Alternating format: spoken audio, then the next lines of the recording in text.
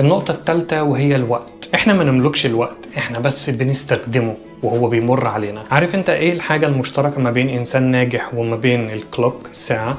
ان الاتنين مستمرين، الاتنين بيجروا مع الوقت ولكن مستمرين. لكن في واحد تاني قاعد عمال يتفرج على عقارب الساعة بس لمجرد الفرجة والوقت بيمر عليه. اسأل نفسك السؤال ده، انت عارف انت في الاسبوع بتضيع وقت قد ايه على السوشيال ميديا؟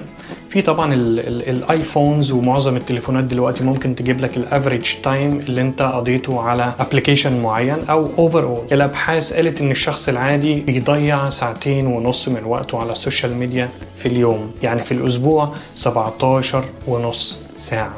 طيب هل انت ضيعتهم على حاجات تتعلم بيها، تكتسب مهارات جديدة، تطور من نفسك، ولا بتتفرج على فيديوهات مهمتها الوحيدة انها تسرق وقتك وتستغله في زيادة المشاهدات وتحقيق الارباح؟ النقطة رقم 4 ودايما في فيديوهاتي بأكد عليها، شباب قول لي مين 5 اصحابك